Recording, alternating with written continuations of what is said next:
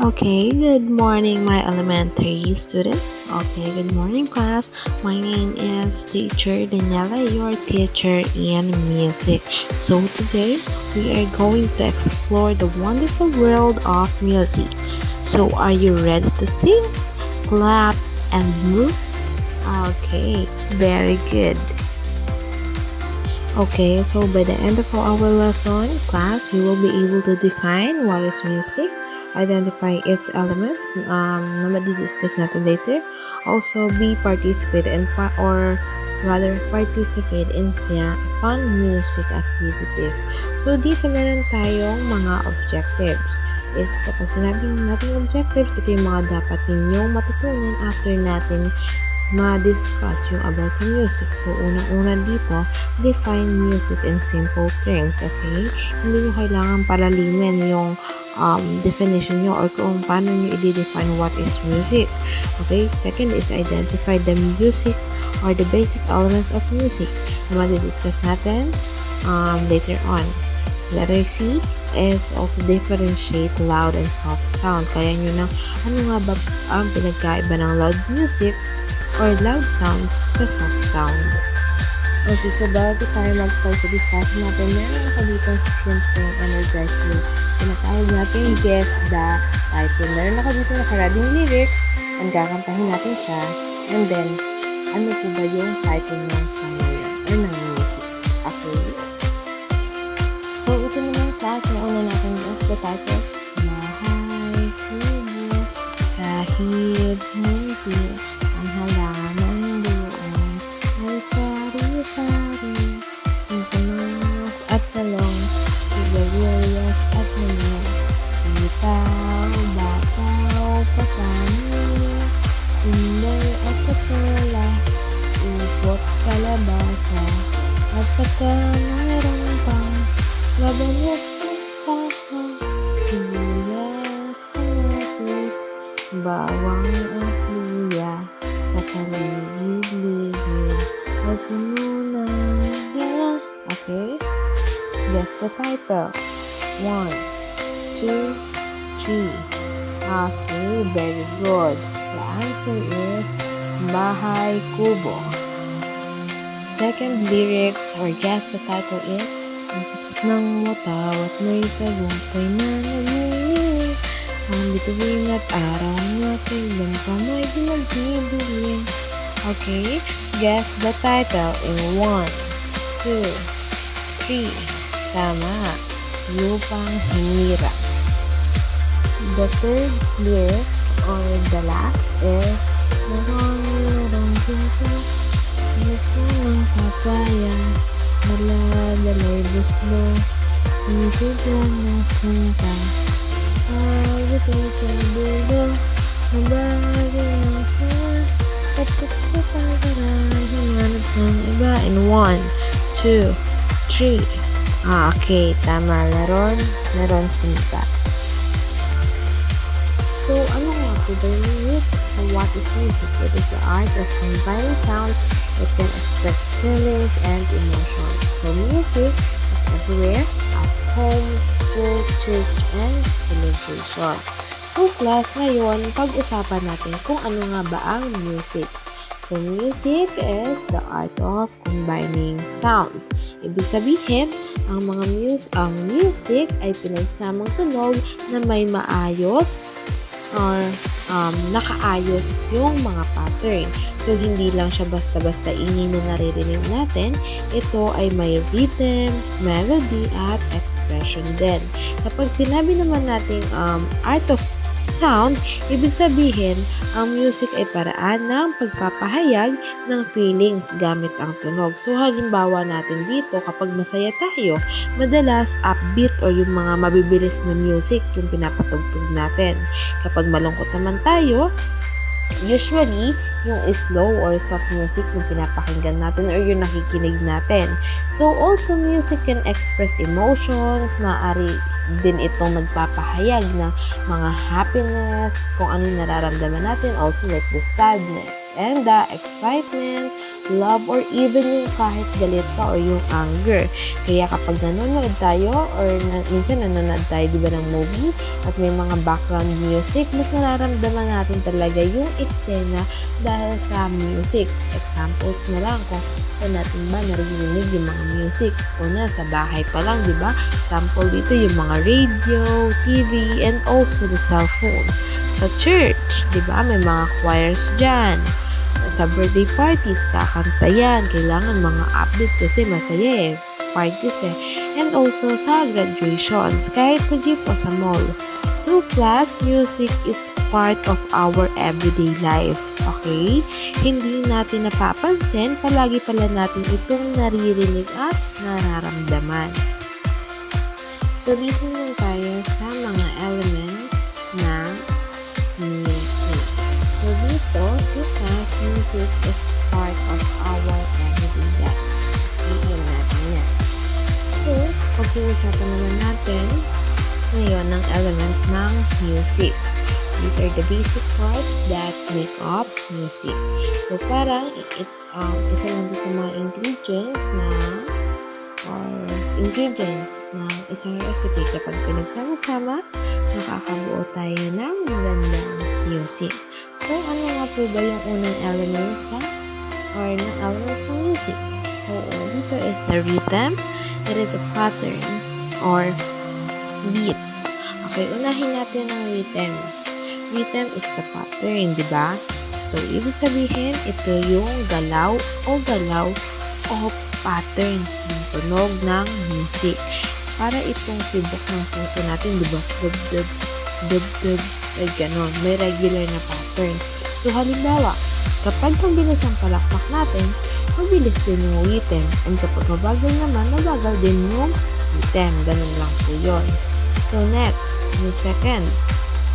Next is the melody. So, kapag sinabi natin melody, is the tune or yung tono ng isang kanta or of the song. Ito yung kinakanta natin. Kapag sinabi ko, happy birthday to you. Okay, diba? Kahit hindi ko siya tapusin, alam niyo na agad yung kanta. So, that is the melody. The melody is what makes a song beautiful and easy to remember. Yung madali nating natatandaan. Kung walang melody, parang purong tunog lang o puro tunog lang na walang direction yung pop na kikinggan natin. Third is yung tempo. Kapag sinabi naman natin tempo, ito yung speed ng kanta or ng music. It can be fast or slow. Kapag ang kanta ay pangsayaw at masigla, usually fast or mabilis yung tempo nito, okay? Kapag malungkot naman o pang-relax lang, usually yung tempo nito is slow lang po. So let's try or let's pretend na ninyo class if you are running. So that is the fast tempo. Now, naglalakad ka. You are walking slowly. So that is the slow tempo. Gets po ba? So dito, yung pang-apat is the dynamics. So kapag sinabi natin dynamics, it means volume o gaano kalakas o kahina ang tunog. So, di ba? Alam natin kapag loud means malakas. Soft means mahina.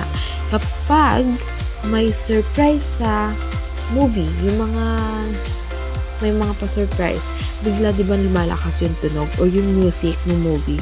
So, that is a loud dynamics. Kapag lalabay naman yung mga kanta, alam niyo yung mga pampatulog ng baby, yan, mahina lang, di ba? That is the soft dynamic. So, itry nyo nga. Try nyo din class. Say hello ng malakas. Yan yung dynamics na loud. Kasi malakas di ba? So, now say naman yung hello ng mababa. Hello. Di ba napaka-soft lang? Ganun yun. Yun yung hello. Yun yung soft dynamics. Okay? So last is the pitch. Kapag sinabi natin pitch, it means the high and low sounds. Kapag ang tunog ay parang boses ng bata o ibon, ibig sabihin mataas yung pitch nun, okay? Kapag ang tunog ay parang boses ng tatay o ng isang drums, yung dug-dug-dug-dug-dug na ganyan, that is now we called a low pitch sound. Nagigets po ba? Okay, very good. So now class, now we are going to do our written activity. So now, the instructions say clap the steady beat while the teacher singing. So first, ano nga ba ang ibig sabihin kapag sinabi natin steady beat? So ang steady beat ay yung tuloy-tuloy at pantay-pantay na pagpalakpak. Okay, hindi pa bago-bago. Parang yung heartbeat lang natin, di ba? Consistent lang yung tunog. So step 1, I will sing or some of your classmates will sing. So a simple song habang kumakanta sila or kayo is magka-clap kayo na steady beat. Make sure lang natin na pantay-pantay ang pagpalakpak ninyo. Huwag masyadong mabilis o mabagal. Step 2, the slow clapping. After nyo na magawa yung pagkanta ng simple song, itatry nyo naman yung slow clapping. Observe ninyo ha kung mabagal ang galaw, ibig sabihin mabagal ang clap, mabagal din ang rhythm natin. Pagdating sa step 3, nagawa nyo na yung slow clapping. Now let's try the fast clapping. Mas mabilis na ang beat, mas energetic na. Diba? Yun yung feeling, diba? Last step is step 4. Now clap. Did the rhythm change? Okay, very good. Yes po. Kapag binago natin ang bilis ng beat, nagbabago ang rhythm. So, yung rhythm, nakadepende siya dun sa on the pattern and the timing ng beats. Okay class, let's look naman sa ating slide. So, ang title natin dito is Tempo and Dynamics Activity. So, first, ano nga ba ang tempo? Kapag sinabing natin tempo, ito ay tumutukoy sa bilis o bagal ng music. In simple words, ito ay speed ng kanta. Kapag ang music ay mabilis, ang tawag natin doon ay fast tempo. Kapag naman mabagal ang music, ang tawag natin ay slow tempo. Now, tingnan natin yung instructions sa slide. Move fast. When music is fast, ibig sabihin kapag naririnig niyo or narinig niyo na mabilis ang music, gagalaw din kayo ng mabilis. Pwede kayong mag-march ng mabilis, pwede kayong pumaplakpak ng mabilis, or mag-step side and side quickly. And move slowly naman when the music is slow. Kapag mabagal naman ang music, dahan-dahan din ang galaw ninyo. Pwede kayong mag-sway slowly or maglakad ng mabagal. So class, kailangan makinig kayong mabuti sa music para malaman natin or malaman ninyo kung fast or slow. So yung part 2 is all about naman sa dynamics. Kapag sinabi natin dynamics, ito ay tumutukoy sa lakas o hina ng tunog. So meron tayo ditong dalawang examples. Una ay ang forte or fourth. Kapag sinabi natin forte, ibig sabihin nito ay malakas. Kapag sinabi or kakanta kayo ng malakas at may energy. Kapag piano naman, ibig sabihin ay mahina o kapag sinabi kong piano, kakanta kayo ng mahina at gentle lang ang boses ninyo. So, as a group activity, meron kayo dito, i-divide ko kayo into groups. So, each group na mabubuo natin, magka-create kayo ng simple 4-beat rhythm. Ipapresent nyo here in our class, online class, and i-guess ninyo kung ito ba ay fast or slow. So class, ito yung dapat ninyong tandaan that music has different elements. Una dito, rhythm is a beat, tempo is a speed, dynamic is loud or soft, and also music helps us express feelings. So class, tatapos yung discussions natin, and after that, meron tayong quiz number 1. So So, yung direction natin dito is answer the following question. Isulit nyo lang sa inyong mga papel. Una dito, what is Vita? Second question, what is tempo? Third, what is dynamics? Fourth question is demonstrate in slow clap. 5, sing loudly, then softly. And yung 4 and 5 is mag-video kayo, then isend nyo na lang po sa ating PC. So, ito yung magiging assignment ninyo. Draw your favorite musical instrument. Write your sentences about why you like music. Halimbawa, ang favorite musical instruments niyo is guitar. Mag-write lang kayo ng 2 sentences. Bakit nyo nagustuhan yung music or bakit nyo gusto ang music. Okay, dito lang nagtatapos ang ating klase.